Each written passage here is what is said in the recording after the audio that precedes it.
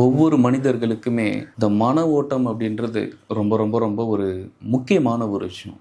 ஏன்னா நீங்கள் உங்களுடைய மனசை புரிஞ்சிக்காம பல விஷயங்களில் நீங்கள் ஈடுபடும்பொழுது தன்னுடைய உணர்வு நிலையை நீங்கள் ஒவ்வொருத்தரும் இழக்கும்பொழுது முழுமையாக போயிட்டு ஒரு வினைகளுக்குள்ளே நீங்கள் சிக்கிடுறீங்க. அதுதான் உங்களுடைய வாழ்க்கையில் நடக்கக்கூடிய மிகப்பெரிய ஒரு ஸ்ட்ரகிளாக இருக்கும். ஸோ நம்ம எப்போவுமே ஒரு செயலை செய்கிறீங்க அப்படின்னா எதற்காக அந்த செயலை செய்கிறீங்க அப்படின்றத கொஞ்சம் உற்று நோக்குனீங்கன்னா உங்களுக்கு ஒவ்வொருத்தருக்கும் ஒரு சில விஷயங்கள் புலப்படும். அதாவது ஒரு மனம் ஒரு செயலில் ஈடுபடுதுன்னா ஒரு மனம் ஒரு செயலை செய்வதற்குண்டான ஒரு வேலைகளை ஒரு ப்ராசஸ் அந்த இடத்துல ரெடி பண்ணுது அப்படின்னா கிளியராக நீங்கள் கண்டுபிடிக்கலாம். உங்களுக்கு அறியாமையில் இருக்கிறதுனால அந்த ஒரு சில விஷயங்கள் உங்களுக்கு புரிய மாட்டேங்குது. நான் முழுமையாக போயிட்டு அது உங்களுடைய கர்மாவில் கொண்டு போய் ஈடுபடுத்துறதுக்கு உண்டான வேலையை தான் அந்த மனம் வந்து செஞ்சுக்கிட்டு இருக்கு. நீங்கள் பாருங்கள், நீங்கள் ஒருத்தர்கிட்ட பேசுவீங்க, நீங்கள் நல்ல விதமாக தான் பேசுவீங்க, ஆனால் அது கடைசியில் தீமையில் போய் முடிஞ்சிடும். என்னடா இவன் நல்லா இருக்கணும் அப்படின்னு சொல்கிற ஒரு நல்ல நோக்கத்தில் தான் நான் இவங்ககிட்ட நான் ஒரு 4 விஷயத்த சொல்கிறேன், ஆனால் இது என்ன ஆப்போசிட்டாக அப்படியே திரும்பி நம்ம மேலேயே இந்த அம்பு பாயுது அப்படின்னு ஒரு மிகப்பெரிய ஒரு பெயின்லேயும் ஒரு புரிதல் இல்லாத ஒரு நகர்வுகளுக்குள்ளால கொண்டு போய் தள்ளி விட்டுரும். அதுக்கப்புறம் நீங்கள் தனிமையில் இருக்கும்போது அந்த ஒரு விஷயத்தை பற்றி ரொம்ப அதீதமாக புலம்பி,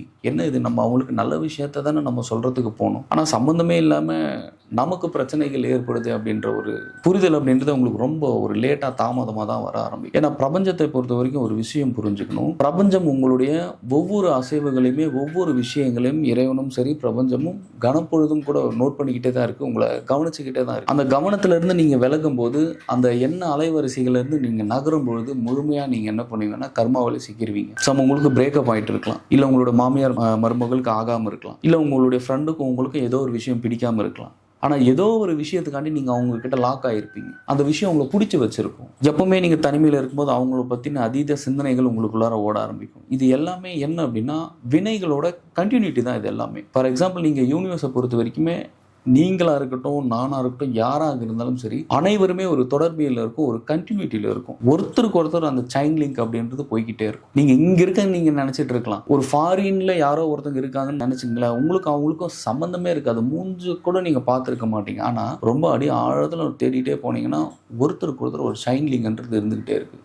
ஏன்னா நீங்கள் இன்றைக்கி சென்னையில் இருக்கலாம், நீங்கள் கோயம்புத்தூரில் இருக்கலாம், நீங்கள் அப்ராடில் இருக்கலாம். பட் ஆனால் நீங்கள் ஒரு உணவை நீங்கள் சாப்பிட்றீங்கனாலும் அந்த உணவு எங்கோ ஒரு இடத்துல கடைக்கோடியில் ஒரு விவசாயம் செஞ்சு அது கடைசியாக உங்கள் தட்டுக்கு வந்து விழுகுது. இறுதியாக இறைவன் உங்களுடைய வயிற்றுக்கு கொண்டு போய் விட்டுறாரு. ஆனால் அவரை நீங்கள் பார்த்து கூட இருக்க மாட்டீங்க. அப்போ எங்கோ ஒரு கடைக்கோடியில் ஒரு விவசாயி ஒன்று உற்பத்தி பண்ணுறாரு, அதை இறைவன் எங்கிருந்தோ கொண்டு வந்து உங்களுக்கு வைக்கிறாரு இல்லை. இதுவே ஒரு கண்டினியூட்டி தானே, வேற என்ன கண்டினியூட்டியாக இருக்க முடியும்? ஸோ அந்த மாதிரி தான் இறைவனும் சரி பிரபஞ்சமும் எப்பொழுதுமே உங்களை எல்லாரையும் ஒரு கண்டினியூட்டிலே வச்சிருக்கு. மிகப்பெரிய ஒரு ஃப்ரீக்வன்சியில் இருக்கீங்க, மிகப்பெரிய ஒரு ஃப்ரீக்வன்சிக்குள்ளார எல்லாருமே கனெக்ட் ஆகிருக்கீங்க. அந்த கனெக்டிவிட்டி புரியாமல் அந்த கனெக்டிவிட்டிலேருந்து ஒவ்வொருவரும் விலகும் பொழுது அதீதமான ஒரு நெகட்டிவாக இருக்கட்டும், இல்லை இந்த மாதிரி எதிர்மறை சிந்தனைகள் வந்து ஒவ்வொருவருக்கும் வந்து ஊடுருவ ஆரம்பிச்சிருது. இதுவே உங்களுடைய நெகட்டிவ் தாட். ஸோ அப்போ எல்லாருமே அந்த ஒரு கனெக்டிவிட்டிக்குள்ளே வரணும் அப்படின்னா தியானம் தவம் அப்படின்றது அவ்வளோ ஒரு இம்பார்ட்டண்ட்டான ஒரு விஷயம். ஸோ நீங்கள் அவேர்னஸாக இருக்கட்டும், நீங்கள் ஒரு பாசிட்டிவாக இருக்கட்டும், உங்கள் வாழ்க்கையில் ஒரு புத்துணர்வாக இருக்கட்டும், ஒரு புது விதமான விஷயங்கள் நீங்கள் கொண்டு வரதா இருக்கட்டும், இது எல்லாமே சித்தர்கள் என்ன செய்தார்களோ, மகான்கள் என்ன செய்தார்களோ, ஞானியர்கள் என்ன செய்தார்களோ, பி அ குட் சோல்ஸ், இந்த நல்ல ஆன்மாக்களும் இந்த நல்ல எனர்ஜியும் இந்த நல்ல சக்தி கூட நீங்கள் உணரணும் அப்படின்னா அது தவம் தியானத்தை தவிர வேறு வழியே கிடையாது. ஏன்னா ஆசீர்வதிக்கப்பட்ட ஆன்மாக்கள். அப்போ அந்த ஆன்மாக்கள் கூட நீங்க கம்யூனிகேஷன் பண்ணணும். உங்களுடைய மனதை சரியான திசையில நீங்க கொண்டு வரணும். இந்த வினைகள் இல்லாத வாழ்க்கைக்குள்ளார போகக்கூடாது. முழுமையா இறைவனிடத்தில் தன்னை சரணாகதி அடையணும் அப்படின்னா நம்ம இந்த சுத்தி இருக்கக்கூடிய வினைகளா இருக்கட்டும், பிரச்சனைகளா இருக்கட்டும், எதுவாக இருந்தாலும் சரி, அதுல இருந்து விடுபடணும்னா முதல்ல உங்களை நீங்க ஒரு ஆழ்ந்த ஒரு புரிதலுக்குள்ளார உங்க மனசை கொண்டு வரணும். உங்க மனசை அப்படியே அவுத்து விட்டுக்கிட்டு இருக்கீங்க. அதாவது அது எங்க வேணா ஓடுற அளவு. இங்க உங்களுடைய மனசை பத்தி நீங்க புரிஞ்சுக்கலன்னா, உங்கள் மனசை நீங்கள் அறிய முற்படலைன்னா அதீதமான துன்பத்தில் கொண்டு போயிட்டு வினைகளில் கொண்டு போய் நிறுத்தும். எப்போவுமே ஏதாச்சும் ஒரு சிந்தனை பண்ணிக்கிட்டே இருக்குது, சம்மந்தம் இல்லாமல் தாட்ஸ் வர்றது, எப்போ பார்த்தாலும் ஏதாவது ஒரு விஷயத்தை பற்றியே திங்க் பண்ணுறது, அந்த ஒரு விஷயத்தை பற்றி திங்க் பண்ணியே சூசைட் வரைக்கும் அந்த மனசுன்றது உங்களை கொண்டு போய்கிட்டே இருக்கும். இது ஒவ்வொருத்தருக்குமே நடந்துக்கிட்டு தான் இருக்குது. ஆனால் இது கடந்து ஒவ்வொருத்தருமே தான் அனைவருமே ஒரு புள்ளியில் பெரும் ஆற்றலாக இருக்கக்கூடிய பிரபஞ்ச பேராற்றல் கூட இணையக்கூடிய வழியை ஒவ்வொருத்தரும் கண்டுபிடிச்சிக்கணும். இங்கே எல்லாருமே இறைவனுடையும் இயற்கையோடும் பிரபஞ்சத்திலிருந்து வேறுபட்டு இருக்கிறதுனால தான் இவ்வளவு பிரச்சனைகளும். உங்களுக்கு வந்து இங்க இறைவனோட லா தெரியல. இறைவனோட சட்டம் ஒரே ஒரு சட்டம் தான். அந்த ஒரு சட்டத்துக்குள்ளார எல்லாருமே பயணப்படும் போது தவம் மூலயமாக, தியானம் மூலயமாக ஒவ்வொருவரும் தன்னுடைய மனதை ஒரு புத்துணர்வுக்கும் ஒரு புத்துணர்ச்சிக்கும் தன்னுடைய உடற்களில் ஏற்பட்டிருக்குன்னு ஒவ்வொரு அணுக்கள் முதற்கொண்டு ஒவ்வொரு விஷயத்திலிருந்தும் தன்னை இறைவனிடத்தே சரணாகதி அடைய வச்சு ஒவ்வொருத்தரும் பயிற்சிகளில் ஈடுபட்டு தன்னை அடுத்தடுத்து உணர்வு ரீதியான ஒரு மாற்றத்துக்குள்ள ஒவ்வொருவரும் வரும்போது எளிமையாக இங்க தாட்ஸ் அப்படின்றது குறைஞ்சிரும். தாட்ஸ் அப்படின்றது இல்லாம போயிடும். இல்லைன்னா அந்த மனசு ஏதாச்சும் ஒன்று நினைச்சுக்கிட்டு ஏதாவது எனக்கு இல்லை, எனக்கு அது கிடைக்கல, இது கிடைக்கல அப்படின்ற ஒரு நெகட்டிவான ஒரு தாட்குள்ள தான் உங்களுடைய மைண்ட் வந்து கொண்டு போய்கிட்டு இருக்கும். அந்த மாதிரி ஒரு விஷயங்களுக்குள்ளார நீங்க ஒவ்வொருவரும் ஊடுருவும் போது நீங்க இறைவன் இடத்துல இருந்து நீங்க வேறுபட ஆரம்பிச்சிருவீங்க.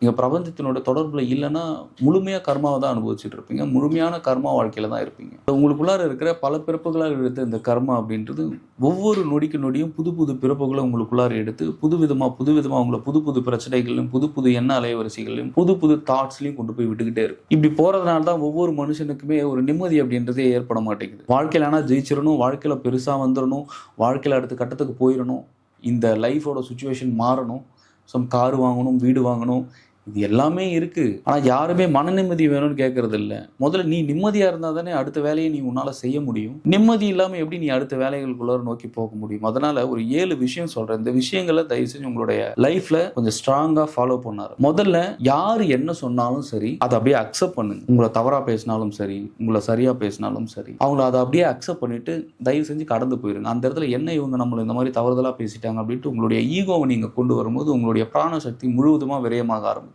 ஒரு விரோதி யாருன்னா ஒரு மனிதனுக்கு உயிர்கொல்லி என்னன்னா கோபம் தான். அந்த கோபத்தை கையாள தெரியாம அந்த கோபத்தை ஒரு மனிதன் அப்படியே வெளியே எளிமையா பண்ணும்போது அதீத ஒரு துன்பத்திற்கும் அதீதமான ஒரு பிரச்சனைகளுக்குள்ளார போய் மாட்டிக்கிறோம். ஸோ தயவு செஞ்சு உங்களுடைய கோபத்தை முதல்ல கட்டுப்படுத்துங்க. நம்ம எங்கேயுமே யாருக்கிட்டையும் வந்து கோவப்படுறத கொஞ்சம் உங்கள் மனசை பக்குவப்படுத்தி ஒரு ஞான நிலைக்கு கொண்டு வர பாருங்க மெல்லமாக. செகண்ட் என்னன்னா, உணவு பழக்க முறைகளை மாற்றணும். எப்படின்னா, ஒரு உணவு பழக்க முறை அப்படின்றது கண்டதை நம்ம தின்னுக்கிட்டு எது வேணாலும் இந்த உடலுக்குள்ளார போட்டு அது டைஜஷன் ஆயிரும் அப்படின்ட்டு போயிடக்கூடாது.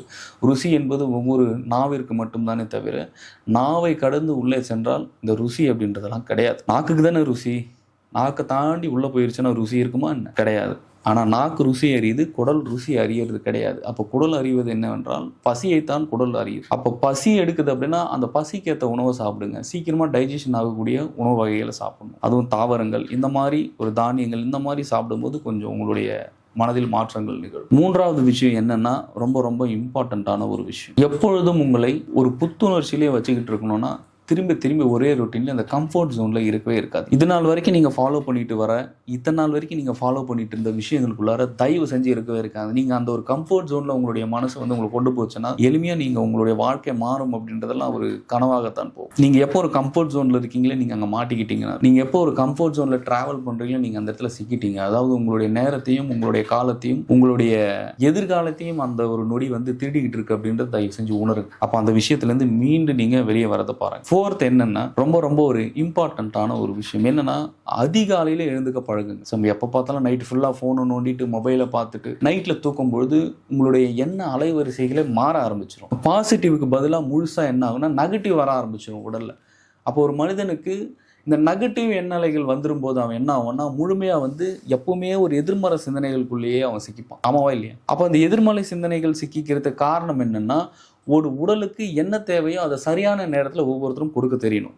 ஃபார் எக்ஸாம்பிள், இப்போது ஒரு பைக் இருக்குன்னு வச்சுக்கோங்களேன். ஒரு 100 ரூபாய்க்கு பெட்ரோல் போடுறீங்க. அப்போ அந்த 100 ரூபாய்க்கு பெட்ரோல் போட்டுட்டு வண்டி போய்கிட்டே இருக்கு. கரெக்டாக அந்த ஃபியூல் தீர்ந்து போகும்போது அது ஒரு எனர்ஜி கேட்குது, ஒரு அலர்ட் கொடுக்குது. கரெக்டாக தானே? அப்போ அந்த அலர்ட்டை கொடுக்கும்போது நீங்கள் மறுபடியும் போயிட்டு பெட்ரோல் அடித்து தான் உங்களால் போக முடியும். அப்போ பெட்ரோல் போடலைன்னா என்ன ஆகும்? வண்டி ஆஃப் ஆயிரும். அப்போ வண்டி ஆஃப் ஆயிடுச்சுன்னா என்ன ஆகும்? இன்ஜின் இடிக்க ஆரம்பிக்கும். இன்ஜின் இடிச்சுதுன்னா என்ன ஆகும்? வண்டி ஆஃப் ஆகும். அப்புறம் என்ன? தள்ளிட்டு தான் போகணும். இப்படி தான். அப்போது இந்த உடலுக்குள்ளார ஒரு ஃபியூல் தேவை. அப்போ ஃபியூல் தேவைன்னும் போது நீங்கள் நைட்டு முழுக்க மொபைலை பார்த்துட்டு ஒரு மெடிடேஷன் பண்ணுறது கிடையாது, ஒரு நல்ல உணவுகளை சாப்பிட்றது கிடையாது. அப்போது இந்த மனிதன் முழுமையாக தன்னை இரவு நேரங்களில் தூக்கம் வர முடியாத சூழ்நிலைக்கும் தள்ளப்படுறதும் வினைகள் தான் காரணம். ஆனால் முடிஞ்ச அளவுக்கு கொஞ்சம் சீக்கிரமாக விரைவாக நீங்கள் இரவுகளில் தூங்கும் பொழுது எளிமையாக காலையில் எழுந்துக்கும் பொழுது உங்களுடைய எனர்ஜி வந்து சேமிக்கப்படும். அதாவது உங்களுடைய உள்ளாற்றல் வந்து சேமிப்பில் இருக்கும். அப்போ உள்ளாற்றல் சேமிப்பில் இருக்கும்போது நீங்கள் ரொம்ப நேரம் இங்கே ட்ராவல் பண்ண முடியும், ரொம்ப ஒரு புத்துணர்ச்சியாக இருக்க முடியும், ஒரு மகிழ்ச்சியாக இருக்க முடியும். அந்த நாள் உங்களுக்கு ரொம்ப இனிமையான நாளாக மாற ஆரம்பிக்கும். இதையும் யாரும் ஃபாலோ பண்ணுறது கிடையாது. நெக்ஸ்ட் என்னென்னா, ரொம்ப இம்பார்ட்டண்ட். அதிகாலையில் எழுந்துக்கிறது பெரிய விஷயம் கிடையாது. காலையில் எழுந்த உடனே பிரபஞ்சத்துக்கிட்ட பேசுங்க. ஒரு சின்ன சின்ன செடிக்கிட்ட பேசுங்க, ஒரு எறும்பு கிட்ட பேசுங்க, உங்கள் வீட்டில் பெட் இருந்தால் பெட் கிட்ட பேசுங்க, டைம் ஸ்பெண்ட் பண்ணுங்கள். நீங்கள் அது திருப்பி பேசலைன்னா கூட பரவாயில்ல, ஆனால் நீங்கள் பேசுங்க. ஏன்னா உங்களுடைய உணர்வுகளை புரிந்து கொள்ளும் ஆற்றல் இறைவன் இயற்கையில் எல்லாத்துக்குமே கொடுத்துருக்கார், எல்லா ஜீவராசிகளுக்கும் கொடுத்துருக்காரு. ஆனால் மனிதன் தான் தன் உணர்வு நிலையற்ற வெவ்வேறு விஷயங்கள் மாயைகளில் சிக்கியிருக்கிறதுனால, மற்ற புறப்பொருட்கள் மீது பற்றுதல் இருக்கிறதுனால உங்களால் பரமனை பற்ற முடியாமல் போகுது.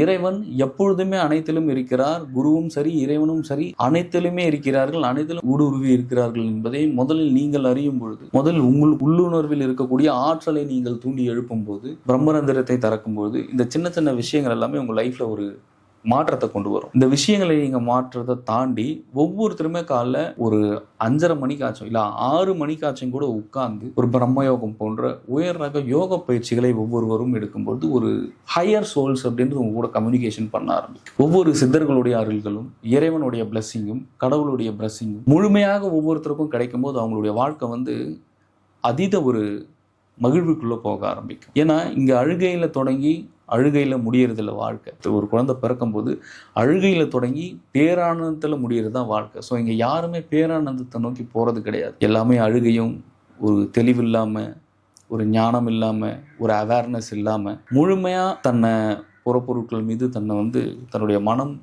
போய் ஈடுபடும் போது அதை அறிய முடியாமல் ஒவ்வொருத்தருமே அங்கே சிக்கிக்கிறீங்க. ஸோ யோகமே சிறந்தது, யோகமே வாழ்க்கை, யோகமே வாழ்வியல், யோகமே இறைவன், யோகமே சாந்தம், யோகமே சர்வம், சர்வம் சிவமயம். குரு கடாட்சம்.